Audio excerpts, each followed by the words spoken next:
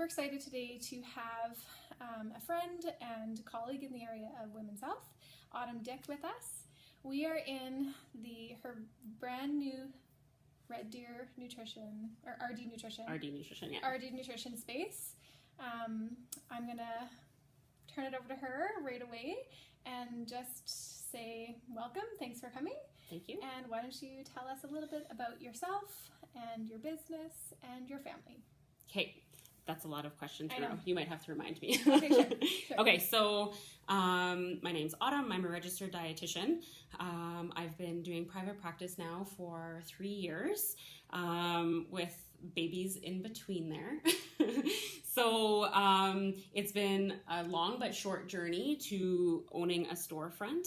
I initially thought I was going to be going to the hospital and working in public care, but truly, I think my heart has always lied in been with helping people with just healthy eating habits and translating what we know from nutrition and how we should be eating into the actual doing portion.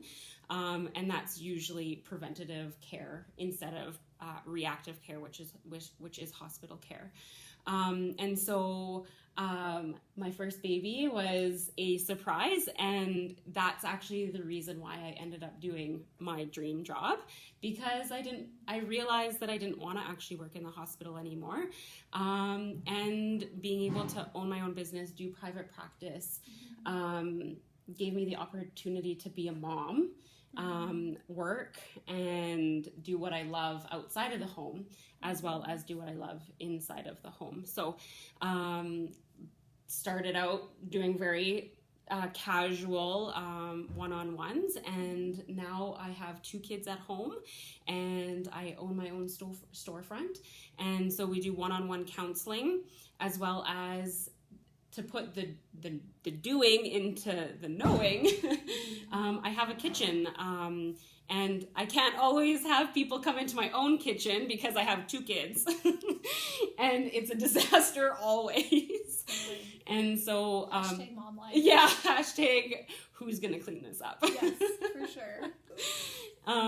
And so people can come into our storefront location, have access to our kitchen where we do cooking classes, and even in our one-on-one sessions, we give people the opportunity to come back here, and we can teach them, or we can just have a cup of coffee and have a much more relaxed atmosphere than being in a small office space. Yeah. Awesome.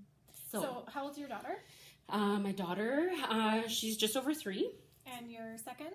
My son is a year and a half. Awesome. So one reason why I wanted to interview Autumn is not just because I've known her now since the birth of her first, like 3 years ago, got to know her a little bit, but also because she is in our boat.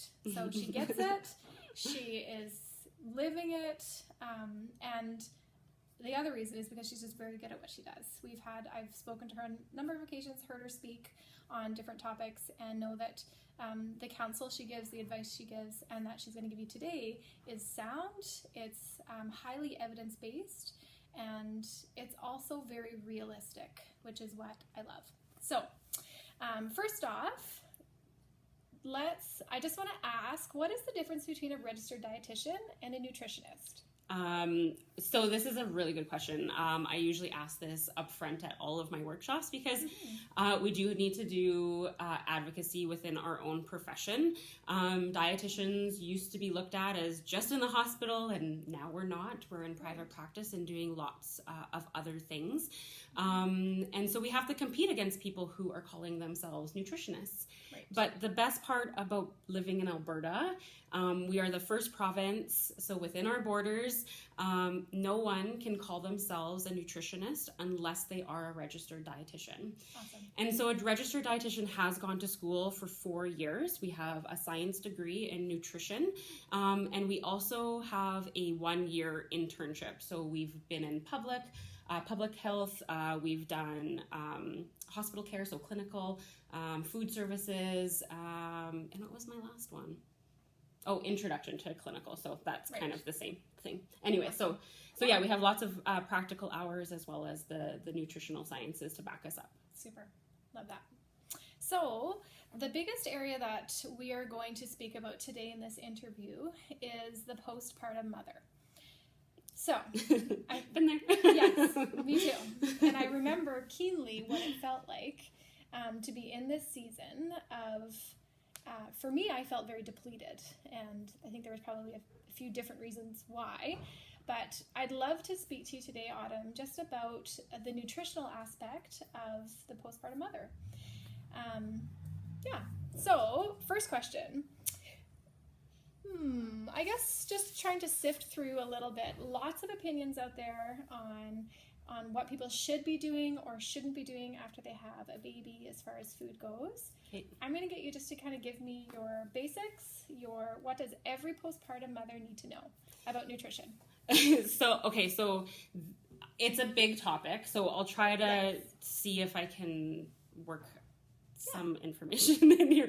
So most moms don't realize that new moms don't realize that they actually need more calories postpartum than in their third trimester. So I think on average it's about 500 calories postpartum, especially for healing purposes. You've just had a baby vaginally or by C-section, and that there's lots of healing going on. But you're also potentially producing milk. And you have higher energy demands. You're not sleeping as well, and so you're constantly in need of more calories. Right. So that would be from most postpartum women forget that just because they had the baby, they still need more calories. Yeah. Okay. So they're not going to go back to a lower calorie amount, if that helps. Okay. Yeah. So that's a big one. So maybe what you're saying is that, like dieting or I know oftentimes there's a lot of pressure for women after they have their baby to get back to your pre-pregnancy body weight, to shed the pounds, to kind of get back at it. Can you speak to that a little bit? Yeah, I think one of my biggest pet peeves is like bouncing back. Culturally, our society has created this environment that we've been pregnant for 9 months. We've had a baby. We've done the most amazing thing in the world. We truly are superheroes. And then we're expected to have a clean kitchen, make food, do the laundry, take care of a new human, keep them alive, produce milk, heal. And look really, really good. And bounce back. Yeah, totally. And bounce back. And it's just so frustrating from a perspective. We are in a weight neutral clinic. So we actually don't believe that weight is an indicator of any type of health circumstances. So we don't weigh our clients, another conversation, but I just want women to know that you're in the body that you're meant to be in, and you just did the most amazing thing by creating a human. So take away that stigma, enjoy that new body.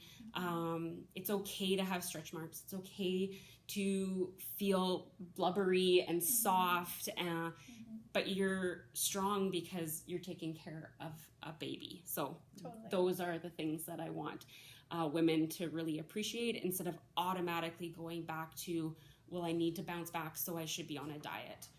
Well, if you're doing that postpartum, you're probably not taking care of number one, which is actually yourself. Yeah. Because, and I can probably roll into the next question, which is, if you're not feeding yourself properly and taking care of number one, your baby's actually taking everything from you. So anyways, that's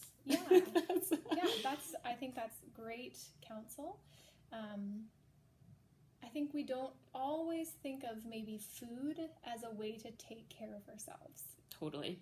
But it's so funny though, because when we gather with each other, as soon as you give birth, what happens? You bring food, you celebrate around food, which is right. Totally. But then when it comes to ourselves and taking care of ourselves, it has nothing to do with food, right? Totally. It has to do with, not that. Right? It's like exercise and getting out of the house and whatever. And food is, nourishing. Yeah, totally. So maybe taking a different approach or a different angle at looking at taking care of ourselves with our food. Mm-hmm. You've said that we do need to have more calories. Mm-hmm. I'm straying a little bit from the questions that I gave Autumn before. What does that look like? So what does healthy food look like? How do we get those extra calories in a way that is healthy for us? Yeah. Okay. So, first off, we don't believe in good foods and bad foods. So I did not know this. All foods. If you maybe looked in my cupboard, you might see that there's some bad foods. No. Okay, keep going. But we don't label them as bad foods. So we do think that all foods are necessary in our lives, and cookies aren't going away tomorrow or in a year or in 10 years. So we need to learn how to eat those things. So for us, healthy eating is actually incorporating all types of foods in order to create balance and moderation and teach our kids who are going to be watching us how to eat. And so for us, when, we're postpartum, healthy eating looks like, making sure that you're taking care of, number one, and making sure that you're feeding yourself properly and remembering to eat. This is super important for maybe not the first mom, like the first time. Baby. Yeah, first baby. Yeah. But for mom who now has a toddler at home, that might be busy breastfeeding, getting them fed, and then you forget to feed yourself. Yeah. And so healthy eating could just be making sure that you are feeding yourself. And so just like eating regularly. Regularly and getting up and if your toddler's having Cheerios, make sure you're having Cheerios and take the time. Sometimes it's as simple as that, because we have 90 other things that are probably on our mind at that time. Maybe just turning on coffee because you didn't sleep last night. And so let's go to like the actual numbers, because I think that's where I would love to hear that. Yeah. So for the 500 calories, for most women, that's an extra meal during the day. Okay. So if you are to have about 500 calories typically-ish, you're probably having about that breakfast, lunch, and supper for each one of those. So 500 at each one of those meals. Wow. And then additionally, probably some snacks. And so maybe your snacks become a larger snack. Okay. And so maybe you're adding on a couple hundred calories at your snack times, and now you're increasing your overall caloric requirements, needs throughout the entire day. Okay. Does that help answer that? For sure. And when you think of a meal, it could be at least 3 food groups. And so that's a little bit easier to meal plan. A quote-unquote healthy meal is, look at what you have in the fridge. Maybe you're grabbing a yogurt and a fruit as well as some nuts, and you're increasing the caloric content within there because you're grabbing some nuts or something like that, because you can go from an apple and a yogurt and increase that caloric amount very easily with some nuts in there. Totally. Awesome. Okay. The other thing I wanted to talk about, I think you were kind of heading there with one of my last questions, but talking about being in that state of being depleted. And I would love to know, as far as supplements and vitamins. Yeah. So do you have a recommendation for postpartum women when we're talking about, like, are we normally low in some things? Should we be taking vitamins and supplements? Because I feel like that is marketed to us a ton, and you go into Shoppers Drug Mart and there is like literally walls, and like I feel like sometimes I should be taking things, and I don't know like which ones, because if I took everything that everyone said I should be probably taking, I'd be having like handfuls of vitamins. So from a dietitian perspective, we always want people to eat food first. So that is our number one. So healthy eating looks like 3 to 4 food groups at your main meals and at least 2 food groups at your snacks. And so hopefully with that kind of just generalization around your foods, you're probably choosing a lot more variety. You're getting a lot more micronutrients from the foods that you're picking from, because you're looking at more variety at a meal. So instead of having, like I was just talking about, yogurt and an apple, if you added in some nuts, now you have a third food group, which is a completely different nutritional profile that you need for your body. When it comes to supplements postpartum, if you aren't eating well, just know that your baby is going to be getting everything that baby needs from your milk. Right. Because that baby, your milk is going to siphon everything. I'm like, yes, I know stroking my breast right now in the air. I get it, totally. And so baby is going to get everything. They are literally, so if you are low in calcium, if you're omitting dairy from your diet, you are going to take the calcium from your bones. Okay. And that is what you need to be aware of as a mom, as a new mom, is that don't worry about baby. Baby's being taken care of. It truly is you that could be losing out on nutrition because you aren't eating properly. Right. As an example, some moms need to go dairy-free because babies' sensitivity to the milk being produced. So that's a big example of not having enough calcium in your diet in order to replenish what is being given in the milk. Yeah. Okay, good. I had one. Something that you said in there. You said something about micronutrients. Can you explain what does that mean? Micronutrient. Yeah. What is a micronutrient? So let's start with macro. So macro means big. So macronutrients are our main calorie sources. So proteins, fats, and carbohydrates. Okay. They all provide calories. They have larger functions in our body. They take care of more of our main functions. Whereas micronutrients, I like to call this like the oil to your car. Okay. They take care of all of the finite things that are going on in your body. Yeah. So from like vitamin C to magnesium, iron, those are the micronutrients, so the more minute elements and vitamins that we find in our fruits and vegetables and foods. Okay, sounds good. So I didn't actually answer the supplement question. Okay. So postpartum, if you still have prenatal vitamins, you can continue to take your prenatal vitamin. Take them until you're finished, and then you can move on to a regular just a normal like a multivitamin. Do you recommend that like the average bear takes a multivitamin? No, at that point I'm hoping that maybe like that everyone's eating a fairly food first diet and having healthy. So but there are some nutrients that we are low on. So if you're restricting a certain type of food, so calcium would be required for people who are avoiding dairy.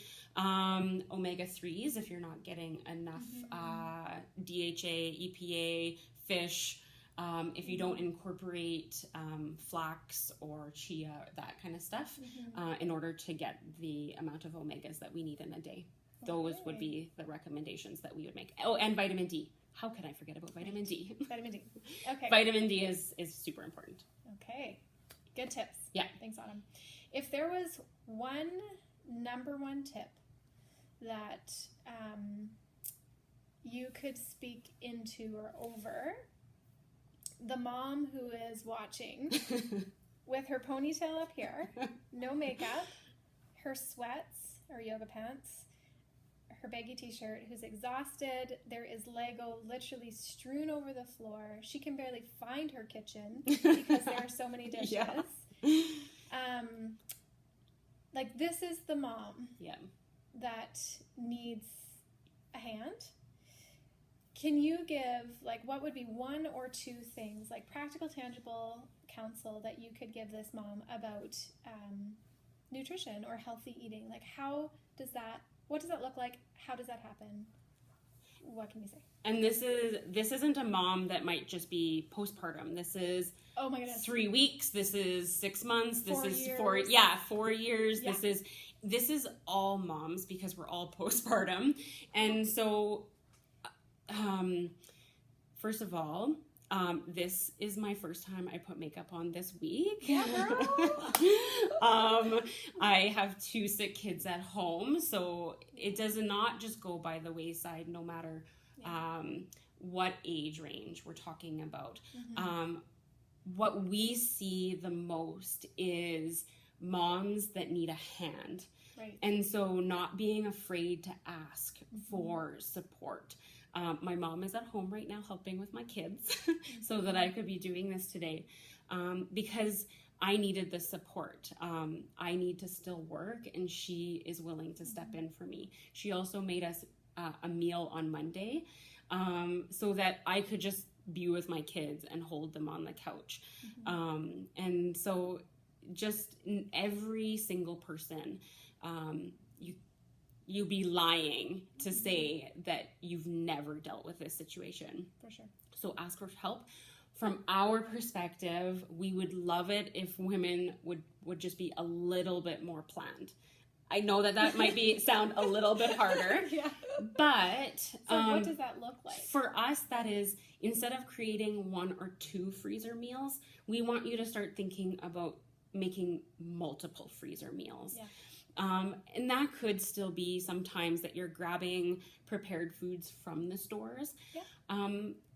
But from our perspective, if you plan it out and you spent a couple hours in the kitchen, especially in your 3rd trimester, prior to baby coming, I talk to a lot of moms and say, have you made any meals, prepared anything? And lots of them give me the answer. We made a lasagna, we made a shepherd's pie, we'll be good.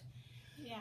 But I know from 2 experiences and other dietitians working here, and I'm sure other moms can attest to this, a couple meals isn't enough. Right. And you don't have to eat them in the first week. Yeah. You could span them out over, 6 weeks, or 2 months, or 3 months.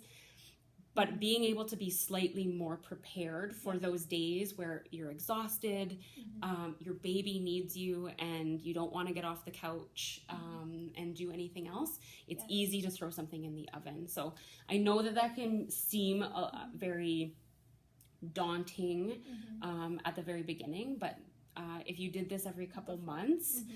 Well, I think one thing that we as a culture should embrace is, especially if you already have a kid and have all of the awesome baby gear, then maybe, your baby shower could just be a meal gathering, right? If people did more of this. Onesie. I don't need a sleeper. I need some supper. Yeah. Right? For real, this is what I think as women, what it could look like for women to be supporting women. I know that this does happen, and that makes my heart sing every time I hear that. But maybe rethinking some of those gatherings and celebrations that we do have around a baby, and maybe making them more geared towards actually supporting a new mother. Well, and it is so crazy. You're pregnant for 9 months. Oh, how are you doing? How's everything going? And as soon as baby comes, it's how's baby doing? No questions are asked of you anymore, because everyone is super excited about the baby. But it's hello, I'm still here. Totally. And so remembering that to ask for help, because a lot of people will be baby gaga. Yes. Yeah. And so to remembering that you are still important. So at those baby showers, still asking for help or asking for food and asking for the things that you need is important. Awesome. So I think some of the big themes or big tips that Autumn has talked about today, just some really good takeaway points are you need more calories postpartum than you did during the pregnancy. Now is not the time to shed weight or for that to be a goal. It's not the time to diet. It's not the time to shed weight. Number 1 tip when it comes to healthy eating for moms is to eat more and maybe remember to eat. I feel like was what you were saying. Yeah, and easy things. So Right. muffins and trail mix, granola, things that are fruit. Yeah, like handheld. You're not going to be eating a bowl of soup over top of your baby while you're breastfeeding. Right. So. Yeah, totally. Food first was another thing I heard. So maybe just close an ear to all of the talk about supplements and you need this and you need this and you need this. What you need is food. Yeah. And trying to get your macro and micronutrients from your food first. Except for vitamin D and perhaps your omega-3s. Yes. And perhaps calcium if you're going dairy-free. Yeah. Okay. I feel like those are kind of some of the big themes that we talked about today. Mm-hmm. So, awesome. Autumn, can you tell everyone how they can get a hold of you if they're looking for more, I guess, advice or counsel, either their postpartum or something different? Mm-hmm. Autumn really sees a huge variety of nutritional questions and clients. So can you let everyone know how they can get a hold of you if they would like? So you can reach out to us on our website, so rdnutrition.ca. You can send an email to us at info@rdnutrition.ca, and we can answer your questions or we'll get a hold of you. Generally, we like to have a little bit of a phone conversation prior to people coming in so that they knew who we are, what we can do for them. And like you said, we see so much variety from, postpartum to baby-led weaning to IBS management. So maybe it's not even you per se, maybe it's a family member, or maybe you want to keep us in mind for later on down the road when you have a toddler and you're, dealing with different nutritional things going on. So, yeah. Awesome. Thank you so much for joining me, Autumn. Thank you. We hope this has found everyone healthy and well, and stay tuned for some more interviews with some of our local experts. Thanks.